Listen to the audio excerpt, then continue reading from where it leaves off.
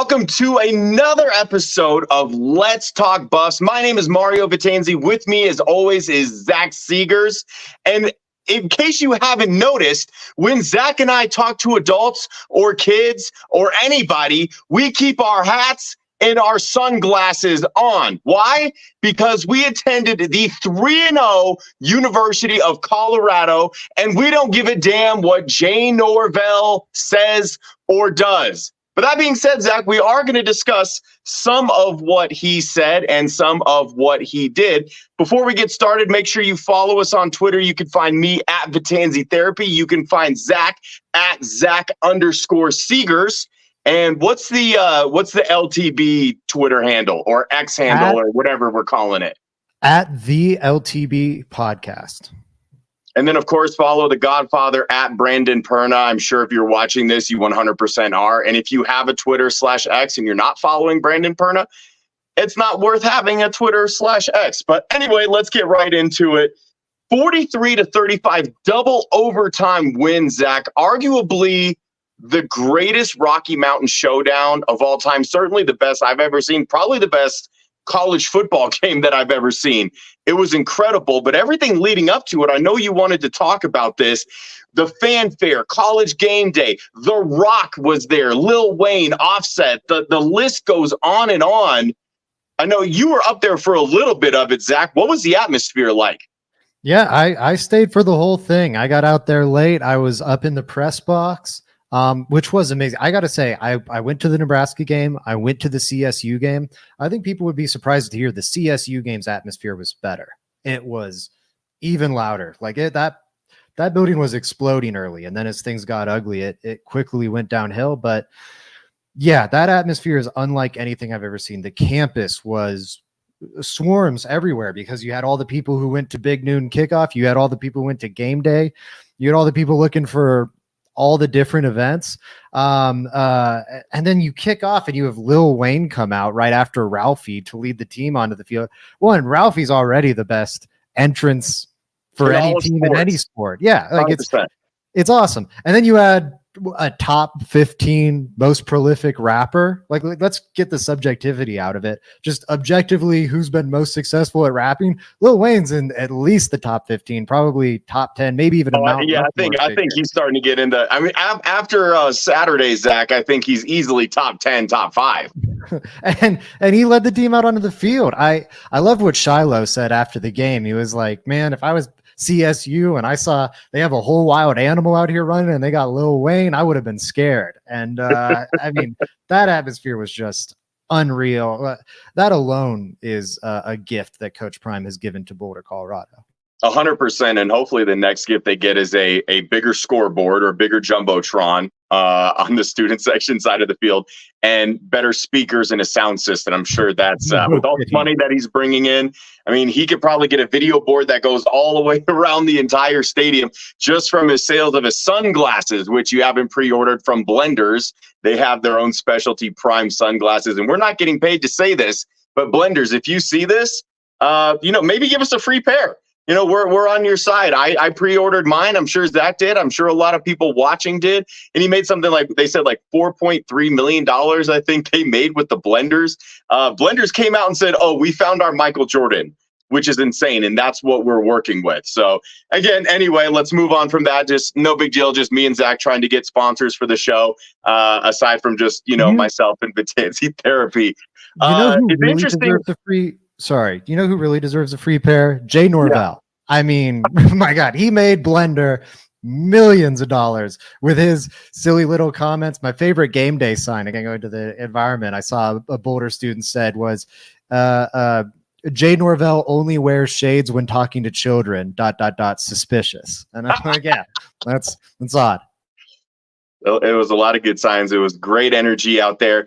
Now, it's interesting what Shiloh Sanders said, because CSU was anything but scared. I mean, if anything, CU came out flat.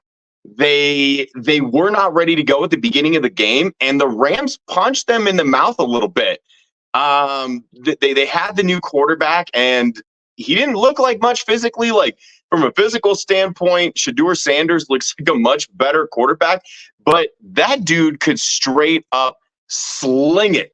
and he was making plays. And that Rams team did not play afraid. They played fast, and it seemed like they took advantage of a CU team that maybe the lights were just a little bit too bright. Like maybe there was a little bit too much fanfare. So on one side with CU, like we talked about, The Rock is there. Like, do you know how terrifying it would be to play in front of The Rock? I mean, the greatest celebrity of all time. I mean, a top 10 rapper, and Lil Wayne and Offset. And like, again, we talked about all this.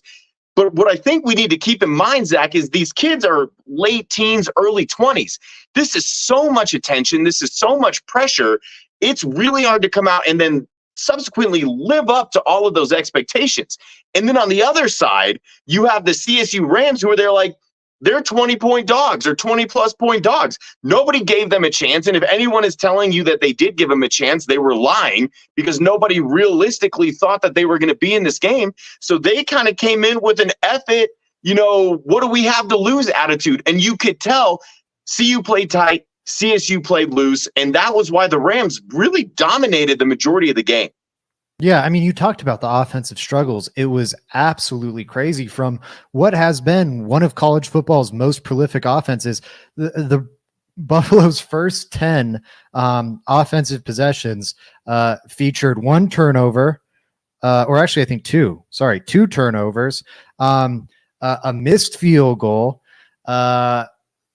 one touchdown, one scoring drive, rather. They didn't even have a field goal during that set, and 7 punts or whatever's left over. I lost track. Like, I mean, that's an absolute meltdown. That's like people freaking out about the Broncos offense because they scored 17 points in 6 drives in week 1. Like Colorado had 7 over their first 10. And then it finally sparked to life, and thank God they woke up when they did. But probably against the least talented, not even probably, definitely the least talented defense they've played all season long. They were just stifled completely. It made me feel a little concerned about the coaching staff. I've been really impressed with offensive coordinator Sean Lewis and defensive coordinator Charles Kelly. This week, rather. I was not impressed with either of them. I felt a big part of it was CSU being loose and CU being tight. I think the other 50% of why this game was way too close was because of the coordinator's inabilities to make adjustments. Yeah. Can we talk about that like really quick, and then we'll kind of get onto the crux of the show. Like, how can we not stop a drag route? How many of their completions were on the drag route? And I swear, Zach, it's like I'm watching this game, and I'm not a big X's and O's guy. I dabble in Madden, and that's pretty much it. But I knew every single time it's like they're running the drag. And every single time, like as great as a game Horton had, and I'm not going to take anything away from him because he's a potential day 1 pick in the NFL, day 2 for sure. But when half of his catches are on a drag route and he's just turning it upfield, it makes his life a little bit easier. And they just did nothing to stop it until I think the very end of the game. Yeah, and even then, like they had a stop on it. Like they got a little better and the coverage got tighter. I think because the corners just knew it was coming, but it was just them playing it better.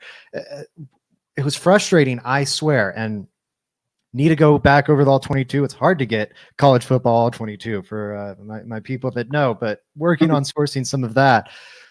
Looking at the broadcast version, I recorded it and watched it back. I'm doing the best I can here.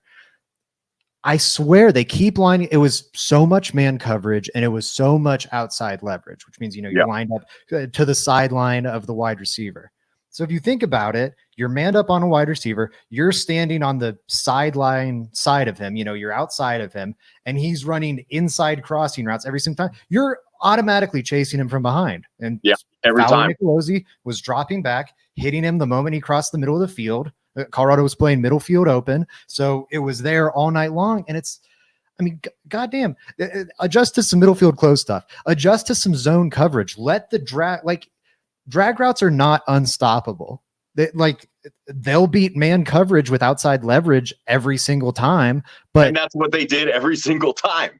Run cover 2. Where you have those guys running right into your defender. Run a zone coverage, like most zone coverage. Run a robber. Run Yes. any, like, I'm not even getting that deep into X's and O's here. A robber, you have one of your safeties go deep, you have one of them fly down into the middle of the field. That would have blown up the drag routes. And yeah, every single time. So that, and then you look at the offense. I'm currently in the process of charting this. Every time they fired the ball 10 plus yards downfield, not every time they had the interception, but almost every time, incredibly high rate, they were having positive plays. The problem was so much of the passing game was this pitch and catch, a screen game, a quick game stuff we often see with air raid offenses, and that's fine. But CSU was blowing it up for 3 quarters straight before CU finally adjusted. And once before they finally started pushing the ball downfield. And it was because the clock forced them to. It was like, shoot, we're running out of time. They had no other choice. And then all of a sudden the offense came alive. That wasn't coincidence. CSU's athletes could not hang with CU down the field. But you know what? They were sure tacklers. They had really good tackling for them. So rather than CU dare CSU to cover them, which guess what? CSU cannot cover these CU wide receivers. But rather than dare them to do that, they just dared them to tackle, and they were willing to do that all day. I don't know if the Blackburn hit got Sean Lewis scared of sending receivers downfield. I don't know what it was, but those 2 adjustments seemed so obvious live. They still seem obvious watching the replay, and I'm still baffled why CU didn't make them sooner. It does have me a little concerned. Yeah, absolutely. And I'm glad you brought that up because, of course, we have to address the elephant in the room. We have to discuss the Henry Blackburn late hit. And let me just, like, before we get into it, Zach, first and foremost, I want to say it was reported that he was getting death threats. His family was getting death threats, that somebody had doxed his address, his parents' address, his phone number. Inexcusable. And I just want to get that out of the way because obviously the things that we're going to say about that hit, we're going to lay into it. And because it was egregious. But before we get into that, I just wanted to preface it and say, this is absolutely not okay. Zach and I and everybody that we know, I assure you, in zero way condones this behavior. If you are, for some reason, watching this and you are one of those people who sent this young man a death threat, shame on you. You are in the wrong, and you are a bigger POS than Blackburn ever could be for doing what you did. You are way out of line. I get that it's emotional. I get that it was a cheap shot, and it was one of the worst cheap shots that I've ever seen. But when you start putting personal information out there, and I have no idea how this started circulating, you're part of the problem, or you're sending death threats. Shame on you. We got that out of the way because, again, Zach, you and I kind of discussed this as everybody has. This was one of, if not the worst cheap shots that I've ever seen. And I've seen a few CSU fans on Twitter/X trying to say that it wasn't a dirty hit, trying to say that there was no malicious intent. In fact, I'm pretty sure Jay Norvell said that, he didn't have malicious intent or whatever verbiage that he used. And it's like, no, the kid took several steps. Blackburn avoided the cornerback and hit Travis Hunter right in his solar plexus, right in that abdomen where you don't have any pads and you're completely exposed. And the worst thing that Jay Norvell said today was like, oh, well, sometimes that happens in football. But then, Zach, he doubles down. And again, we are in no way condoning the behavior directed at Henry Blackburn. But when Jay Norvell discussed that, he wants to talk about accountability. And I know this is a stretch, but bear with me. You cannot claim accountability and say that other people need to be accountable if you yourself are not accountable for your actions or for your players' actions. Again, I know they're completely different. One is far more egregious than the other, but it's a give and take, right? Jay Norvell comes out and he says that sometimes happens in football. No, absolutely not. That's complete and utter BS. Because that hit was the sole intention of that was to hurt Travis Hunter, and it did. And before anybody says anything, Zach, I've seen a lot of people saying, oh, what about Shedeur Sanders poking that kid in the eye? What about there was a safety that came down and punched him in the gut? First of all, Shedeur Sanders poking the kid in the eye, not okay. And it's okay to say that something's not okay, Zach. Just because Blackburn is made a POS play, maybe he's not a bad guy. Maybe he got caught up in the moment. Like, we don't know him. I've never met him. I've never heard of him. Maybe he's not a bad dude. But in that moment, that action was a total D-bag POS moment for him. The same way that it was for Shedeur Sanders. We're going to say, like, yeah, when he poked the kid in the eye, whatever was his intent, not okay. But if you're trying to defend Henry Blackburn and what he did, and your argument is, what about Shedeur? That's stupid. That's a stupid argument. It's whataboutism. You're trying to cover up the fact that your dude did something crappy by distracting and saying that somebody else did something crappy. They both can. But you know what? Only one resulted in a kid having to go to the hospital and having to now miss the next 3 games at the very minimum. Yeah, one of them's clearly more severe than the other. Both are wrong. 2 wrongs don't make it right. We can criticize the Buffs player for doing something stupid and immature, just like we can criticize the Rams player for doing something immature. I'm glad you hit off the top, that people doxing him and his family and sending the death threats. It's gross. All way too far, all super gross. But yeah, I mean, it was a filthy play. Jay Norvell's comment about this is what happens, or this happens in football. Bad things happen in football. Like, if you're watching this show, you love the sport, we love the sport. But I think you can love football and also acknowledge that, like, bad things happen in it, right? Okay, everyone knows what happened with Tua last year. Like, we could go really extreme with Damar Hamlin, but like, just Tua. What happened with Tua was not okay. Does it happen in football? Totally. I bet there's a lot of undiagnosed concussions and players playing when they should not play. Forget in the NFL and college football, high school football. There's serious problems with this sport. So just the defense of, well, that happens in football. It shouldn't. People should like, right.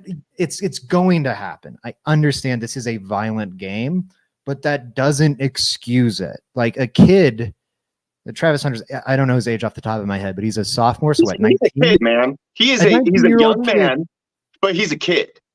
A 19-year-old kid lacerated an internal organ. Like, that's severe.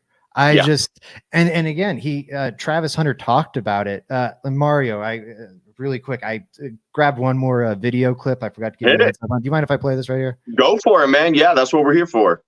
It's football, though. At the end of the day, stuff like that's gonna happen. So I just stay humble. I mean, hey, he did what he was supposed to do. It's football. Something bad's gonna happen on the field sooner or later. We just gotta get up and fight again. That's what I try to do. Get up and fight. Good thing the doctors stopped me, because if there was no doctors there, I would have still been out there playing. But I'm thankful for everybody that helped me that day. Yeah, boy, it's gonna be a speedy recovery. Like, one, unbelievably positive. I can't believe that's his attitude about the whole thing. Tip of the cap. He handled it perfectly.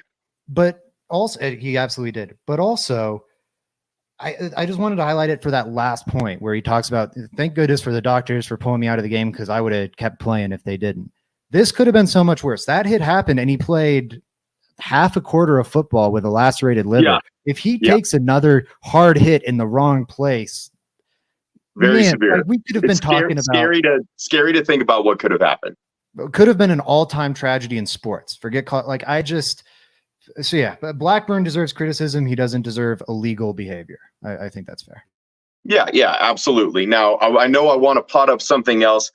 I don't know how you feel about Norvell, Zach. I mean, I'm sure if this was Let's Talk Rams, that we would love him.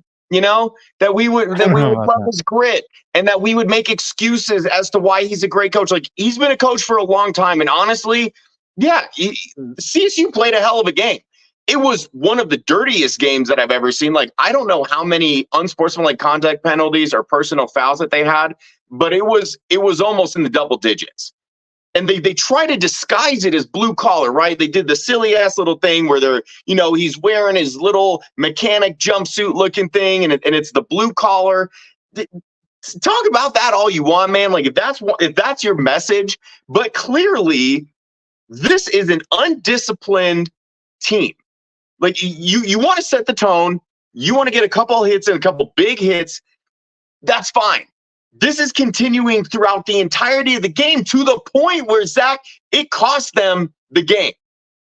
And then, I mean, and maybe at this point the game was over, but everything with Kamara, the late hit, I mean, it was textbook roughing the passer, hit Shador right in the face, drove him into the ground.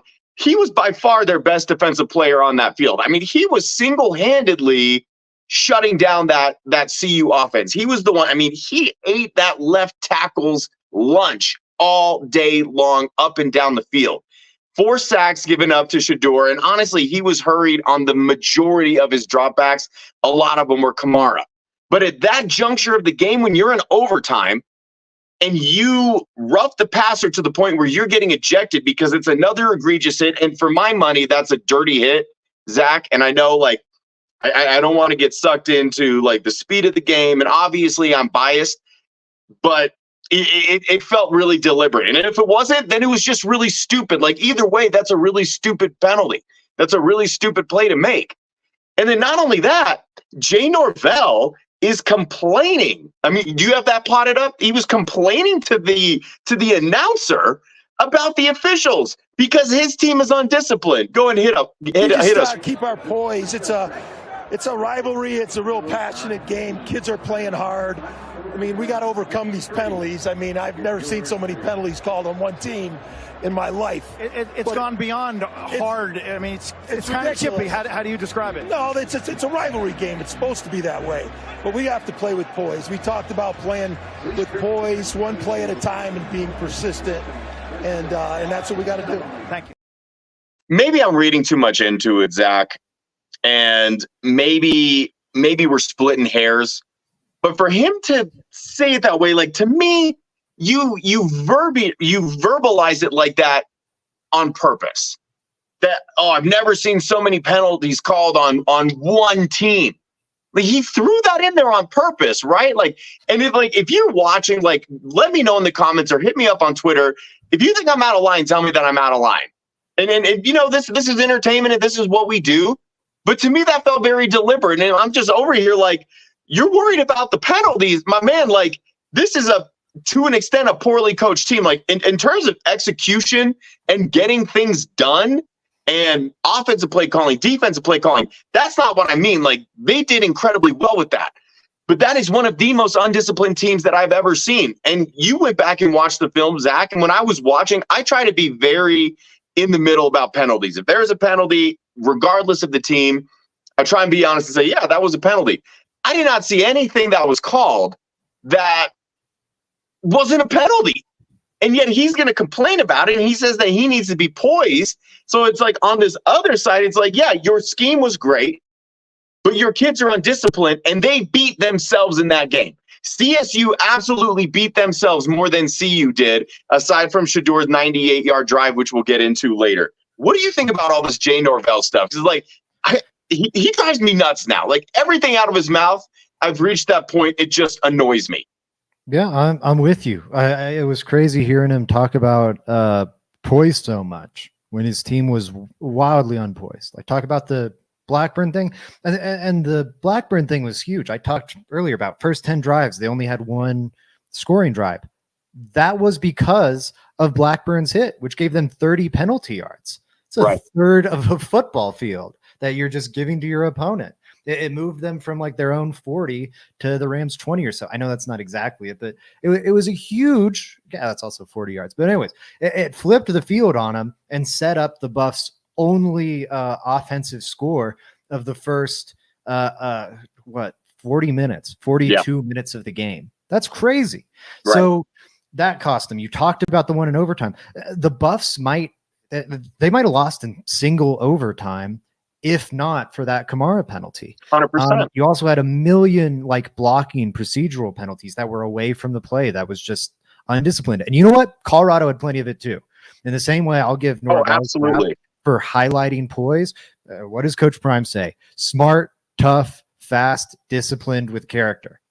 The discipline wasn't there, and I think you could argue the character was lacking from a lot of the Colorado Buffaloes. So yeah, it was crazy hearing him talk about poise, and then especially because I think he was unpoised. He was lacking poise. Colorado State could have 1,000% won this game. They should have. Quarter, they absolutely should have. They outplayed CU for 3 and 7/8 quarters. Yeah. And then so you gift them 1 touchdown in the first half because of the penalty I mentioned. You have a pick 6 where you throw interceptions on back-to-back plays. Only the second one counts, but that's like a whole different. They talk about the refs calling things for one side. That seemed like a pretty friendly call, Colorado State. It just happened to totally screw you guys because your quarterback immediately threw a pick 6. So all that poise, but I think Norvell cost his team the game right before Shedeur goes on that 2-minute drive, and the punter did a great job. You pin him back. Perfect punt. They didn't even have to tout it. They had 4th and 2. Their running back, the second half, didn't have a number 25, Morrow, their power back. Excuse me, hit my mic. Morrow, their power back. He had a fantastic game. Didn't have a carry go under 4 yards in the second half. Right. It's 4th and 2. You can end the game if you get a first down right there. And instead, you put the ball in Shedeur's hands. And at that point, Shedeur and the CU offense were pretty damn hot. Then you get into overtime. You score to tie it up at the end of first overtime. Go for 2 right there. If I'm a CSU fan, I am jumping up and down yelling 100%. At David Norvell. Yep. Go for 2. You are not like extending this game. Do not give the ball back to Shedeur. Extending this game favors CU. The CU is the better team. They're the more talented team. The more possessions there are, the longer this game is, that is likely to bear out. It'll favor CU. End this game right here. Yep. Like those were golden. Like forget how much better CSU was this game, and the fact that it shouldn't have even been close at those moments of the game, despite all the shitting this game away that CSU did. The game was there for the taking on those 2 plays. I think if they were just even a little aggressive as a staff on either of those 2 plays, CSU wins this game, and this podcast has a very different tune. Yeah, they played to not lose. They did not play to win. And you know, as one of the co-hosts of Let's Talk Broncos, as well as myself, it's like that's all that we've seen in a couple of years. But hey, that's another podcast for another day. Let's move right along. If you're new to the podcast or if you're new to CU football, what Coach Prime does, he doesn't have captains. He has leaders and he has dogs. Not all leaders are dogs and not all dogs are leaders, but some guys are both.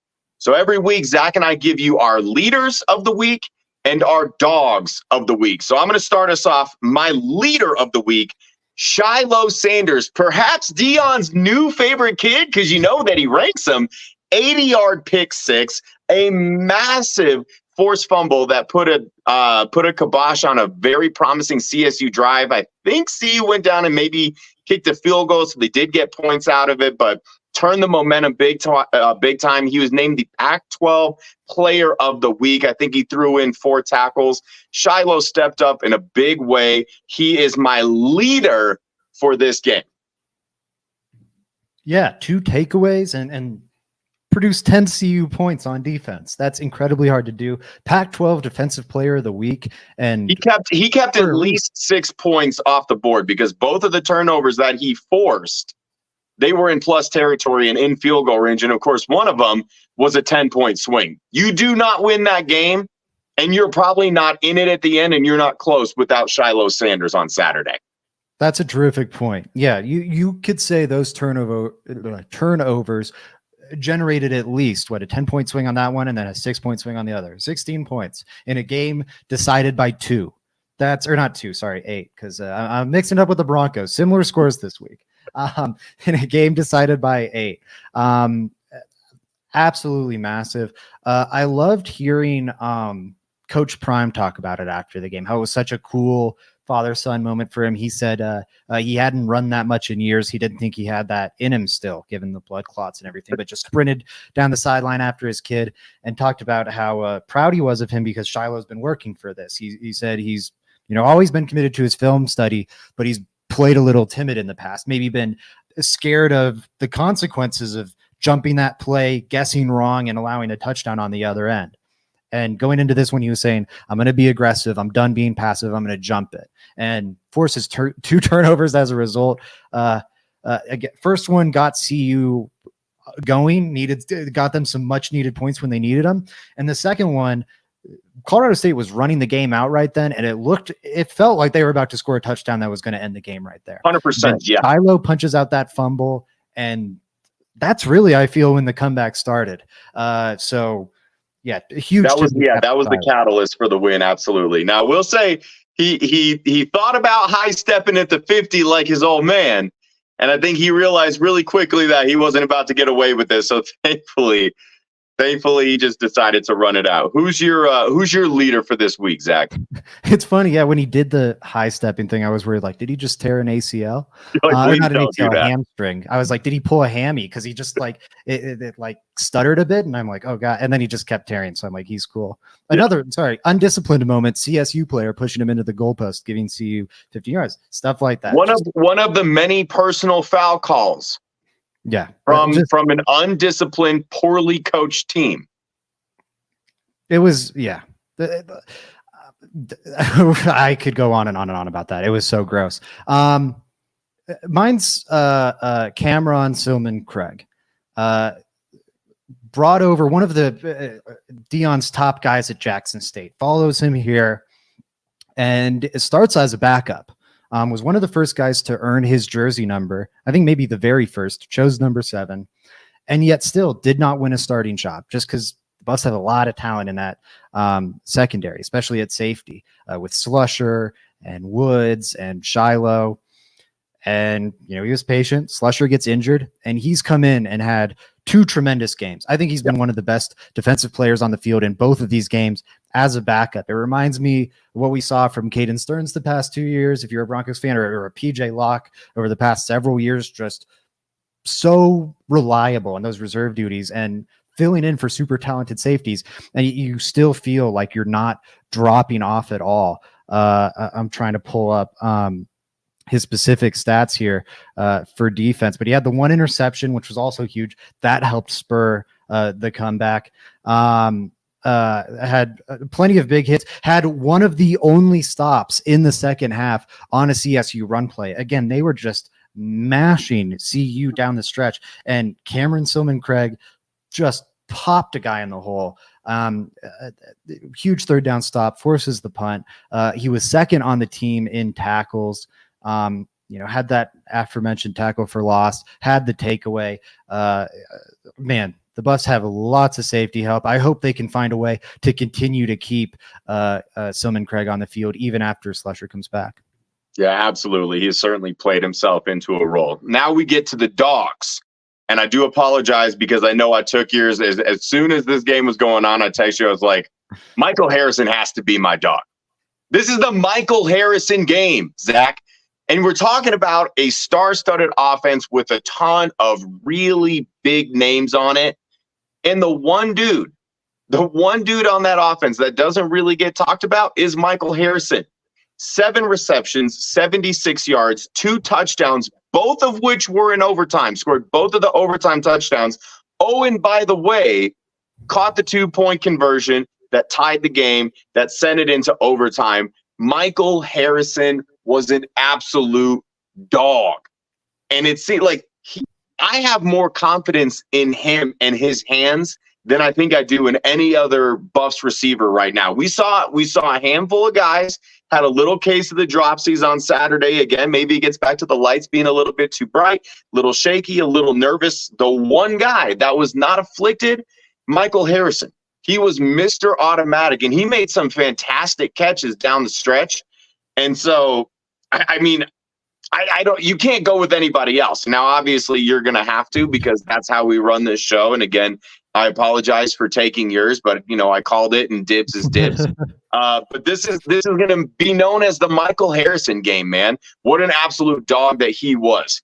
Yeah, a total dog. I feel like part of being a dog is being clutch, and you saw him get 7 targets, caught all 7. 85 yards and a touchdown. And not only did they come in big moments, right? Has the 2-point conversion that sends the game to overtime, has both overtime touchdowns, has a huge catch that helps that 2-minute drive get rolling. And by the way, watching it back, I feel like the broadcast angle didn't quite do it justice. a lot of those catches were tougher than it looked in the broadcast. Absolutely. Yeah. Shador's under pressure. He's whipping it out, and Harrison's having to make a cat-like grab where he's just like shooting out in a direction, fully extended, snagging the ball. Lots of like tough diving grabs. I was really impressed by Michael Harrison, to your point. And it was so good to see too, because I think now you got to have that confidence going forward. You've seen what he can provide now as kind of this receiving move tight end. I think CU's offense is very similar to the Bengals. You've got this, maybe not physically overwhelming, but he can create off schedule and everything, but just Peyton Manning like field general. I know he's just in college and he's not literally, but that style of play. No, field absolutely. General, quarterback Joe Burrow. And then you've got maybe a shaky O-line, but a cadre of weapons. Just you got your Jamar Chase, Travis Hunter. You've got your T. Higgins, Xavier Weaver. You've got your Jimmy Horn, Tyler Boyd. You are loaded for bear in terms of weapons. Yeah. And the guy that everyone forgets about, you've got Dylan Edwards, Joe Mixon. The guy that everyone forgets about, the fifth man, is the tight end. And as a result, he can find ways to produce. You've seen CJ Uzama find ways to produce in Cincinnati's offense. And then it was Hayden Hurst last year. Now it's Irv Smith. I thought that that's just what Michael Harrison was going to be. The guy that like he'll eat when everyone else is getting the attention and they forget about him. And I think that's how it started out against CSU. It quickly became more than that. That guy's got real talent, real receiving talent. I bet Seydou Traore, who kind of lost out the job to him despite being one of the top transfer. I think he was the number 3 transfer that CU got behind Shador and behind Travis Hunter. Ended up losing that starting tight end job to Michael Harrison, transferred out, goes to Mississippi State, an SEC school. I kind of got to see why he might have lost that job to Harrison this week. Yeah, Harrison absolutely proved it. Who is your dog of the week? I mean, where else can you go here but Tom Brady mode himself? After regulation, you have to go 98 yards for a touchdown. You get it done. What was your message to your teammates when you guys took over the ball at the 2? At the 2, all I was thinking was Brady mode. That's it. Simple. Brady mode? Tom Brady mode? Brady mode. That's it. You left too much time out there. I love the Brady mode. Even more, I love the let him throw a watch on him. Even more, I love the left too much time out there.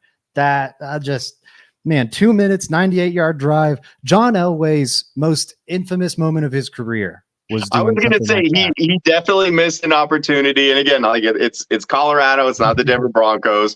And maybe he wasn't even alive to watch John Elway play, but he missed a little bit of a golden opportunity, especially being in a place like Colorado where everyone except Bree Maestas hates Tom Brady. So, I mean, if you're looking at it through that myopic lens, maybe you don't love it, but Brady's a GOAT, plain and simple, and you can't say anything about it. And like they're friends. Like Shador texts Tom Brady, and Tom Brady mentors him. So in case anybody's wondering, it's like that's why he said that, not just because he thinks Tom Brady is great and he's the GOAT. Like they actually have a personal relationship.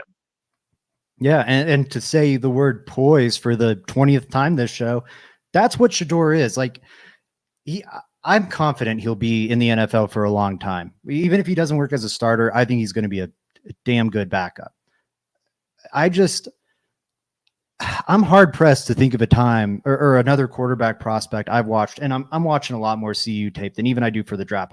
I watch 3 games of these guys. I don't watch every single game they play. I have seen very few quarterbacks. Joe Burrow's probably the one that comes to mind.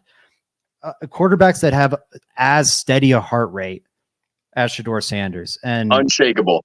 I mean, that whole drive was money. Everyone knows about it. He was damn near flawless. Michael Harrison was great on that drive.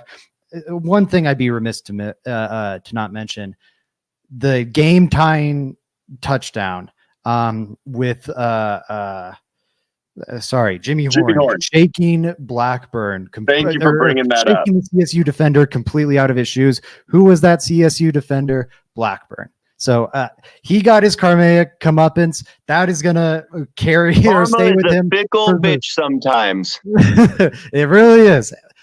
CU fans, let that be his punishment. That will cloud him for the rest of his life. He was a senior. This was his last time to beat CU. and he's a big part of the reason it didn't happen. Let that be his punishment. That's plenty. Yep. Move on. We don't need to take anything beyond that. All right. So we're gonna transition in a little bit and preview the CU versus Oregon game. Zach, we talked about it last week. We talked a little bit about it after our initial show after TCU. Their offense and defensive line struggles continue, man. Like, I know they won. I know they're 3-0, and we're all really excited. But now comes the tough part of the schedule, right? I mean, I think we can all agree that these next two games are the most difficult on the schedule, and then maybe Utah later in the season. But going to Oregon, where they have only won once out of their last 10 games, a team that is 222-105 all time. And by the way, the last 3 seasons, they have been undefeated at home. You go into Autzen Stadium with a shaky offensive line that gave up 7 sacks to Nebraska. They gave up 4 sacks to CSU and a ton of pressures. That is the only way to take Shedeur off his game, right? And again, yeah, he's poised, he's cool, calm, collected, but that only gets you so far. You can only do so much with constant pressure in your face. And that is the one thing, like these trenches, man, they got a lot of great skill position players. They got a lot of really flashy players, a lot of phenomenal athletes. This is going to have to be something in the future that Deion addresses if he wants to turn Colorado into an actual national championship contender, because you're never going to beat the Georgias, the Michigans, the Ohio States, the Alabamas, schools like that, if you are not big and physical up front on both sides of the ball. And unfortunately, those are the biggest glaring weaknesses. I mean, they only had 67 rush yards, and 16 of those were on the very last play where they ran a draw to Edwards to run the clock out. And that's not including Shedeur. I mean, it's impossible to measure quarterback running because they count the sacks. But I'm concerned, Zach. I'm very concerned. I mean, the only interception that Shadeur's thrown all year, the one that he threw, he got hit as he was throwing. So does this concern you as much as it does for me, or am I reading too much into this? I am not that concerned. Well, okay. I'm a little concerned. I think I'm way less concerned than most people are looking at this game. For starters, the general public, or large swaths of the general public, have been entirely wrong about the Buffaloes, both positively and negatively, every week of the season so far. Weren't going to beat TCU. What happened? They beat TCU. Nebraska was going to physically bully them and maul them. Nebraska really didn't do that. Maybe defensively they did. That run game was really ineffective against CU, and CU won. Plenty of people were picking Nebraska that week. All the sharps were on Nebraska. In fact, it was like the average Joe that was betting CU, which is generally when Vegas makes a lot of money. They lost a lot of money instead. And then week 3, everyone's thinking CU is going to boat race CSU, and it's the closest they are to losing. So let's just, before burying CU, before ascribing any fate to this game, this has been a wild team. I also think like they know how to win. There is something to that. I am an analytic guy. I am a stats guy and a number guy, but I do think there is something to be said about teams like the Broncos, cultures like the Broncos, where they've just lost for so long, they almost expect to lose when the game gets close and it's down to those final moments. Versus, and I know CU's program might be that way, but Deion Sanders' program is not. Going back to Jackson State, going back to high school, he expects to win. He knows how to win in those moments. And I think there's real value in that. Also, Oregon has looked better than CU so far this season. They do not have one win as impressive as 2 of CU.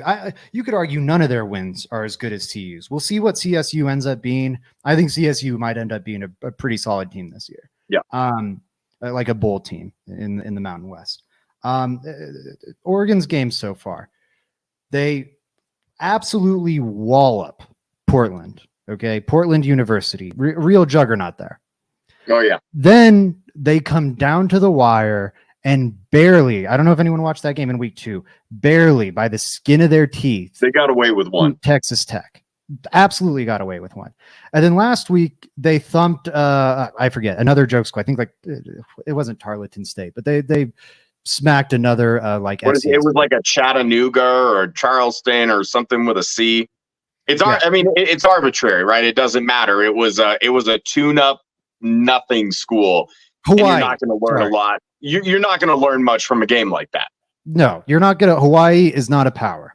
Hawaii. I'm sorry. Yeah, it was Hawaii. Yes. Absolutely thumped them. Okay. Hawaii 1-3 this season.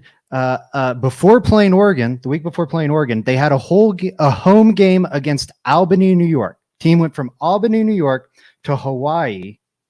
And despite all that travel, only lost to Hawaii by 11. Okay. So Hawaii. No, Albany had a football team.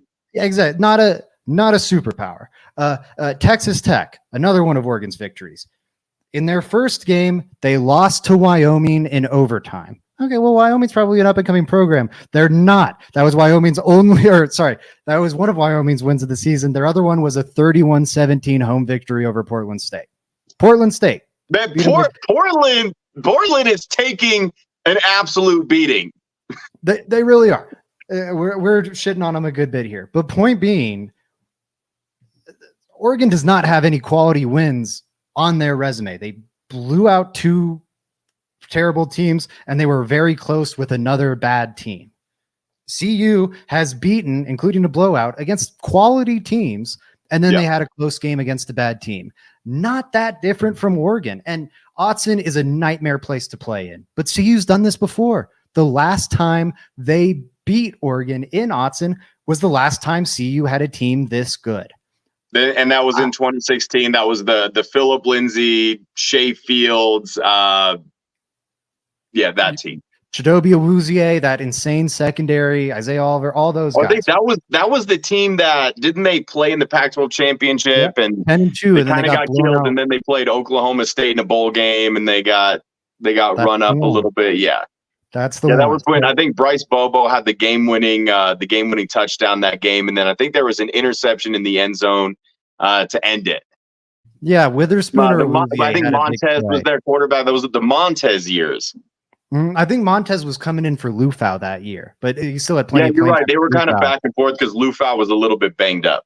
Yeah, but that was the last time CU had a team this talented. That team might have been. I didn't know you were alive the last when that game happened. just barely. I was still in high school. You were just a young buck, no facial hair or anything. Exactly, but I think they can do it. I think they have a better chance than anyone would think. I feel the same way I did going into the TCU game. I'm going to sprinkle a little bit on CU to pull the upset. I think they absolutely cover that 20-point line. It's like 19.5 last I saw. I really think CU covers that line. But yeah, I agree. And it's that line seems like too much. And I mean, if I'm a betting man, I'm betting them to cover the same way that I would have with TCU. I understand that you're wanting to make the line that big because they went down to the wire against what we perceived to be not a good Colorado State team. But again, like time will tell. They had only played one game. They got beat up by a Washington State team that actually is also very good. So we don't really know what CSU is. And so wanting to drop the Buffs, I mean, they dropped down to 19. It's always weird when you see a team win and they still drop down in the rankings, but I actually like it. Let me tell you why. 18 doesn't really have a ring to it. 19 is a prime number. And I actually like 19 in this situation much more than 18, so I'm okay with it. Let's talk a little bit about what Oregon has to offer. They have a very good two-headed monster running back, Bucky Irving and Jordan James. I think they've combined for well over 300 yards between the two of them. Bucky Irving, probably a dude that'll play on Sundays. He is an absolute dog. This is a team that's averaging 58 points per game, which is second in the NCAA, 587 yards per game, which is third. But as you touched on, what kind of competition are we talking about, right? Those numbers are inflated. Not to say that they're not a great offense, because they are. Bo Nix is playing out of his mind, but Bo Nix is one of those guys that's like, if he's protected, and this gets back to what I'm talking about with the line, Zach, if they can pressure Bo Nix and get in his face, like most quarterbacks, he will make mistakes. He is prone to mistakes. He's not like he's good. He's a very good college quarterback. He's not playing on Sundays good. the way that Shedeur Sanders is. Someone will take him in the later rounds, and he might float around the NFL as a journeyman, but he's never going to be a starter. He's never going to be that guy. So if you can rattle him a little bit, you can get to him. But he has been unconscious through these first 3 weeks. And again, who is he doing it against? I mean, if he came out and played flag football with us and lit it up, and we put those stats out there, like, are you still that impressed? Because that's pretty much what it's like playing against Portland the way they did in week 1. The guy that I'm most concerned with, though, Zach, is Troy Franklin. Very likely and very possibly a first-round pick, if not a very early second-round pick. And as much as CU struggled with Torrey Horton, Torrey Horton's very good. Torrey Horton is an NFL caliber wide receiver. He's not Troy Franklin. And without Travis Hunter, the Buffs had a very difficult time containing Torrey Horton. In fact, I think was it Horton's first touchdown, he actually beat Travis Hunter. And that was when we kind of realized, like, when he had gone back in the game, and it's like, oh, Travis Hunter's not right, because there's no way he's giving up that touchdown otherwise. But I digress. How do they stop or slow down Troy Franklin, and how do they stop or slow down this run game? Because if you think that CU is going to win, and we're gonna talk about what CU needs to do to win, you tell me, Zach, defensively, what are they going to do against this high-powered offense? How do you slow them down? Yeah, it's going to be a tough test for them, because I do think CU can stop the run. We saw it against Nebraska. They struggle to stop the run when they have to respect the passing game and the run, and that'll be the case this week, because Bo Nix, you said it, not an NFL quarterback, but a pretty good college quarterback. Will get drafted, of course. Yeah, I just, if I'm being honest, I don't think they're going to stop him. Like, come up with a stop here or there. Don't let them get the easy rushing stuff, and make Bo Nix beat you, because I do think, to your point, there's some variance there. He might have a turnover. He might take a really bad sack that puts them in 2nd and 20 or 3rd and 20, and it's so much harder to convert there. CU has to try to win this game in a shootout. I mean, again, try your best to stop them. That's not where this game's going to be won, especially with them down Travis Hunter. There's going to be a lot of points. Down pieces of the secondary. Totally. They have to air it out. They will get murdered if their offense plays like it did against CSU. Like, that just can't happen. But I do still think there's enough weapons. Like, Travis Hunter is the best receiver on this team, and you're taking him off the field. Tarvarish Dawson comes on the field. Tarvarish Dawson put up stats at Ole Miss. Like, he's a fine number 3 option for this team. No, he's a great weapon. Yeah, like so again, there's a reason they're the underdog here, but they should, if this becomes an air it out, high scoring game, like I always think of that Goff Mahomes game, Rams Chiefs on like Monday Night Football. If it becomes like that, I think CU has a good chance to win. They've got an opportunistic defense, maybe not a good defense, but a very opportunistic defense. And a very explosive offense. They need to lean into those qualities in this one. I feel like they leaned away from them against CSU. They gotta. I feel like their identity is clear, and they haven't fully embraced it yet. Just go for it. Yeah, absolutely. I mean, and it's interesting that you bring that up, because I agree. It has to be a shootout if you're going to win. You just have to keep pace. You have to control the clock on offense. You have to make sure that you're getting the last possession, last possession of the half, last possession of the game, whatever it takes. You need to make sure that you milk the clock, that you keep your defense off the field if you can. Try to have long, prolonged drives, maybe hit them with a deep shot here and there. But they have to control the clock. They have to keep their defense fresh. And I will say this. CU is 2nd in the NCAA through these first 3 weeks with 418 pass yards per game. Now, while that's phenomenal, you look on the other side of the coin, it means that they're not running the ball super well. I think they're averaging 60-something yards per game, and I don't know where they're ranked, but it's bad. You're not even rushing for 100 yards a game. But again, that's not their bread and butter.